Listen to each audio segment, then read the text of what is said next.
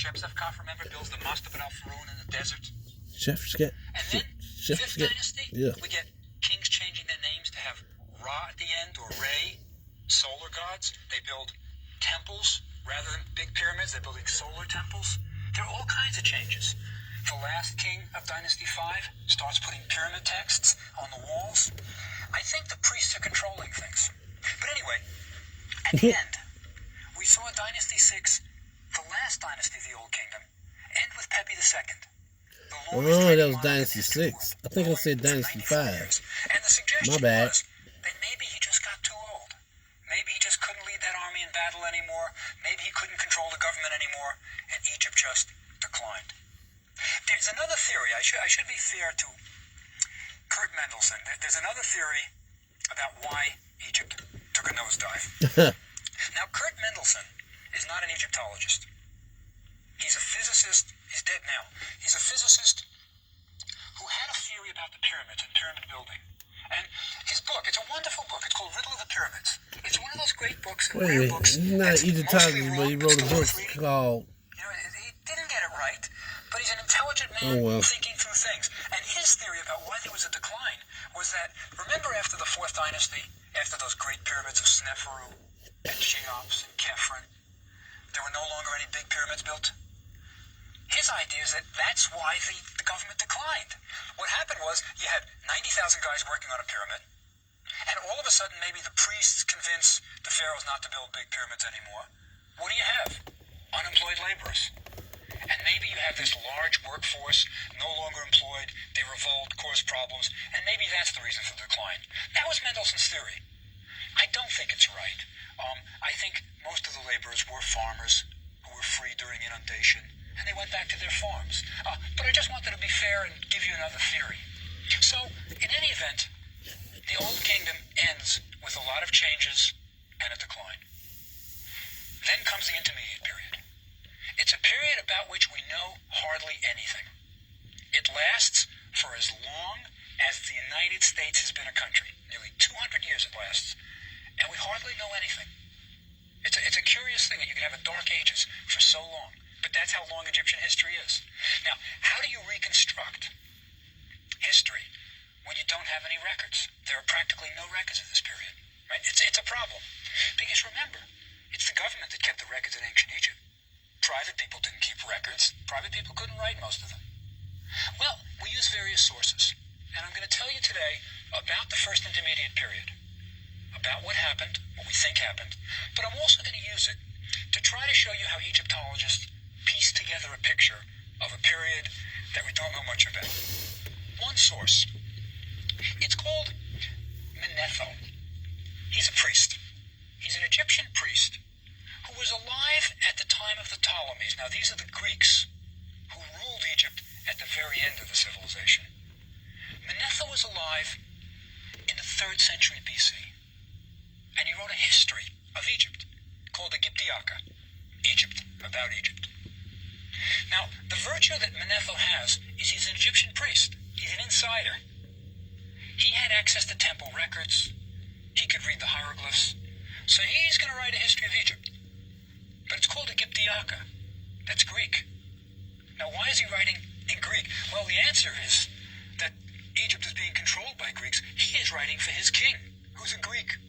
So he writes a history of Egypt in Greek so that the pharaoh, Ptolemy II, can read it, and he can read about the glorious history of Egypt. Now, what does Manetho, our source, say about this First Intermediate Period? What does he say about it? Well, first of all, we don't have the original text of Manetho. His original work is lost, but he's quoted all the time in later historians. Guys like Eusebius and Africanus, later historians. And we have their quotes. What did Manetho say? He says of the Intermediate Period, there were 70 kings in 70 days. What does he mean? Now, first of all, I'm pretty sure he didn't mean it literally. It's a very high turnover of pharaohs. What he probably means is that there were many pharaohs who didn't reign very long, that these were kings who didn't last. That's one possibility. Almost always in Egyptian civilization, when you get kings with short reigns, coming one after the other, it's a sign that there's something wrong. Stability is when you get a king reigning for 20 years, another 20 years, 10, 15 years. But when you get short reigns, there's a problem. So Manetho says 70 kings in 70 days, maybe short reigns. I'll give you another possibility. There may have been simultaneous kings. There may have been, for example, as you remember, the capital is Memphis in the north. You may have had people in the north claiming to be king. That could be. And then in the south, you may have other people who are kind of ruling in the south saying, I'm king. So you may even get simultaneous kings. Right? So there's a lot of possibilities here, a lot of possibilities. One thing we know about the intermediate period is the capital changed. At some point, see, dynasties 6 and 7 are in the intermediate period. They're in Memphis. But then the capital moves south to a place called Heracleopolis. Now, Heracleopolis is a Greek name that the Greeks called it. They associated with their god Heracles, so it's Heracles City. But in ancient Egyptian times, during the intermediate period, there was a god there called Heresheph, who was a ram-headed god. And we know the capital moved from Memphis to the south, Heracleopolis. That suggests something big happened. Either the kings couldn't rule anymore in Memphis, there's a takeover, the priests have said the gods are more important here. I mean, it's a big deal to move a capital. Think about moving our capital from Washington, D.C. I mean, you know, Egypt had a big bureaucracy, believe me. And it wasn't an easy thing. The records were in Memphis, the scribes were in Memphis. It was a big deal. So there may have been kings all over the place. We just don't know. But now, this ram head thing, he can't gloss that over. He gonna have to explain that. Somebody gonna have to explain that. Why? When I think of ram head gods, I'm thinking of satanic rituals. I'm thinking of Satan and his minions, you know. Like, why? I know they into animal figures.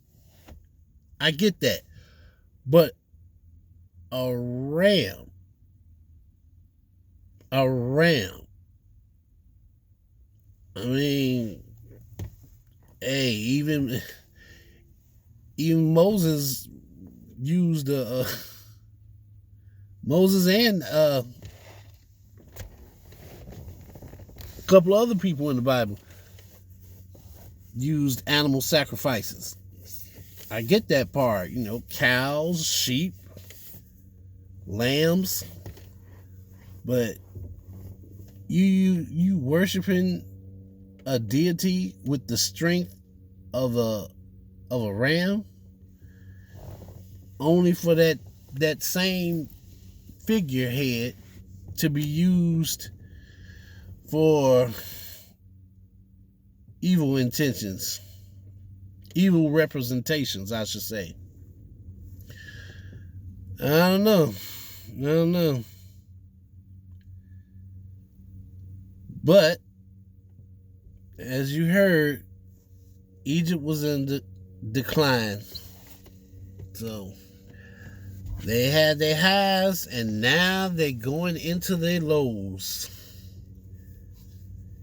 This is the part where they say the best of times and the worst of times. This is the worst of times. Manetho is a key source. 70 kings, 70 days. That's all we know. What other sources do we have? Well, one of the prime sources, when we're trying to figure out which kings ruled when, are the kings lists. The pharaohs were very proud of their continued lineage. They love to trace their heritage back from him to him to him to him to him. It's like the begats in the Bible, and it's like people today tracing back their lineage to the Mayflower. Genealogy is big now, it was big then. Now the kings lists were carved on temple walls often, or even just on stones, sometimes written on papyrus, listing all the previous kings. So as soon as you became king, you started writing, well, I'm now, and before me was so-and-so, before me was so-and-so, and you trace it back as much as you can. Right? Now, we have lots of these kings lists. One is called the Palermo stone. It's fragments. It's just pieces. But it's a long, dark stone carved on it the reigns of pharaohs and even things that happened during their reigns. So it's an important source for us. But the problem with the Palermo stone is the intermediate period begins with Dynasty 7. The Palermo stone goes up to Dynasty 5. It's not going to help us. It's a real early monument. So that won't work. Another king's list, the Karnak list as it's called. It was once carved on Karnak Temple, which is in Thebes, south. That has 61 kings up to the time of the Pharaoh Thutmose III. But it doesn't tell us anything about the intermediate period. It doesn't help. Now there's another one, maybe one of the best, is the Abydos kings list. Abydos, remember, is the sacred city where Osiris was eventually buried, where the early kings had their burials. And a later pharaoh, Seti I, built his temple at Abydos. And on the wall, inside one of the rooms, he created what he called the Hall of the Ancients. It was his genealogy table, listing the kings from Narmer to Seti I. And it wasn't just a list. No, this was used in a ritual. Once a year, the pharaoh would come into this Hall of the Ancients, and he would look at this list of kings' names, and he would start to read them. Now, why is he reading the names of the kings?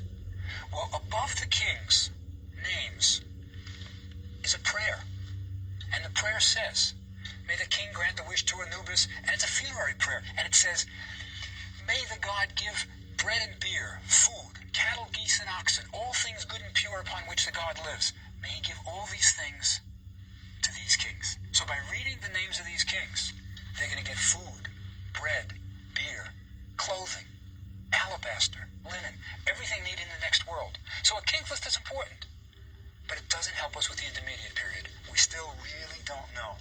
The one that would have helped us most is the Turin Papyrus. It listed originally 300 kings. We can tell by its length, but it was written on papyrus, and the papyrus is badly damaged, and we just really can't reconstruct the intermediate period from there. It's a problem. So the kings list don't help us much. Manetho, 70 kings in 70 days. What do you do? Well, you turn to literature. There is fiction. Not written right during the intermediate period. As I say, we hardly have any literature from that time. What we do is we go to fiction written during the next period called the Middle Kingdom, just after. And there's a body of literature called Lamentations. It's where people are complaining. It's lamenting. Lamenting. And it's a large genre. There's plenty of papyri that talk about this.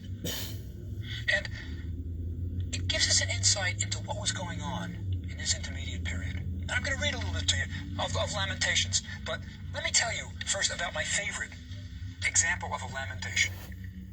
There's a papyrus that's called The Report of a Dispute Between a Man and His Ba. B-A. Ba.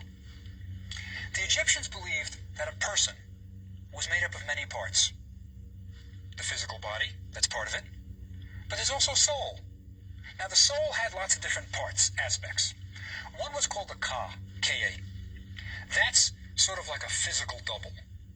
And you could have a Ka statue even. In case your mummy was destroyed, you'd have at least something to look like you. So that's the Ka. Wow. And probably the most important part was the Ba.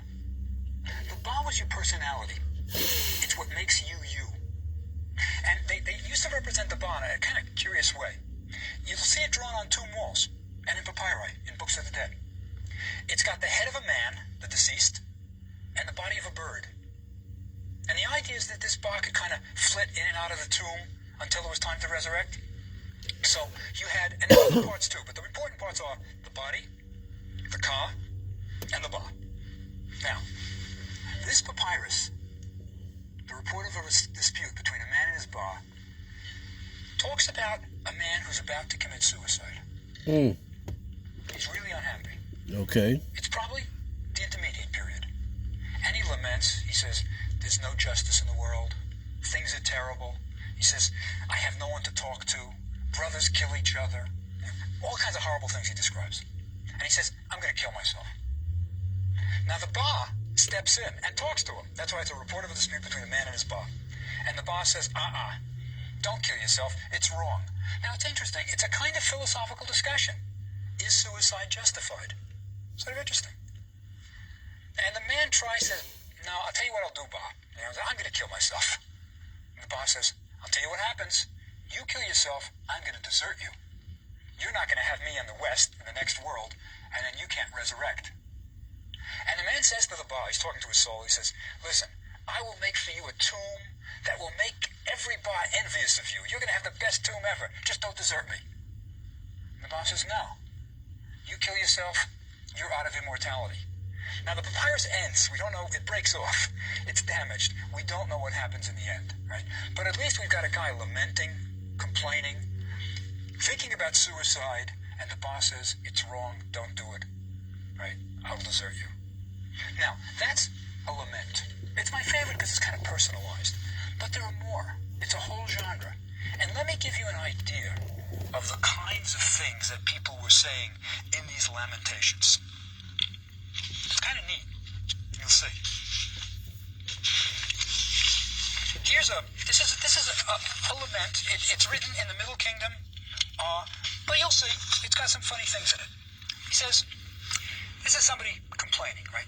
It's talking about the intermediate period, how bad things were, and he says, foreign bowmen, meaning bow and arrow, foreign bowmen have come into Egypt. Now, think about it. For the first time since the unification of Egypt, since Narmer, Egypt is invaded. Bowmen. I mean, that's a sort of negative way to describe foreigners. Foreign bowmen, right? First time. Who would have ever thought that the builder of the Great Pyramid, soon after that, Egypt would be invaded? But there are foreigners roaming. And then something much more sort of telltale. It says, lo, gold, lapis lazuli, silver, turquoise, carnelian, strung around the necks of slave girls. Now, what's wrong with slave girls having lapis and carnelian, nice things? The answer is divine order is upset. It's turned upside down. See, the Egyptians were the most conservative of all people. They didn't want change. That's why I stressed in the 5th dynasty that there's change. That's bad. The Egyptians never wanted change. They were the most conservative people in the world. It's kind of the original, if it's not broke, don't fix it. You know? Egypt was on top of the world. Why would you want change? Now, they believed that there was a divine order that the gods established.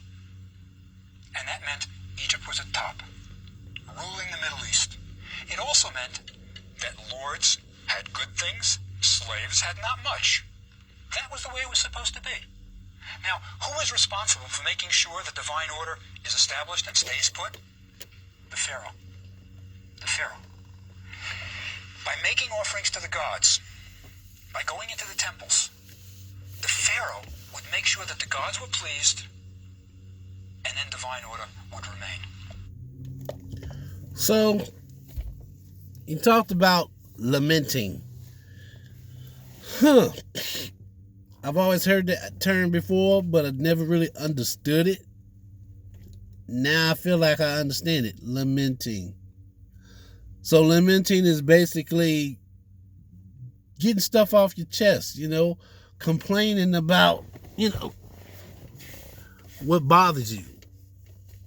And these people, during this time in Egypt's history, people just sat down and wrote out their feelings. I don't like the government right now. I don't think I should have to pay these high taxes. They were lamenting. Okay, that's cool. People lament all the time. I don't really know anybody who actually says, oh yeah, I'm just lamenting right now. But yeah, they do.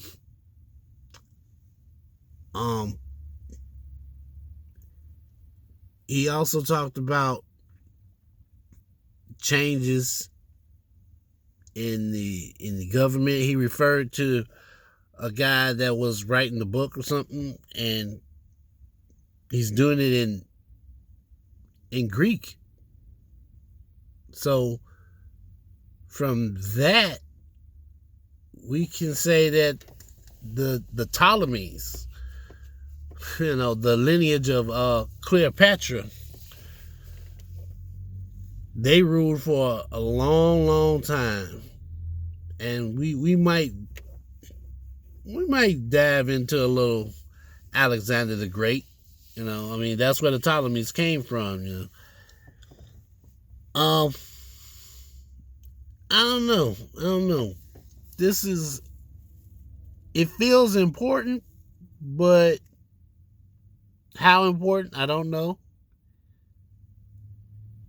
I'm personally not really feeling this section, but I'm going to post it anyway because somebody else might learn something from it, get something out of it.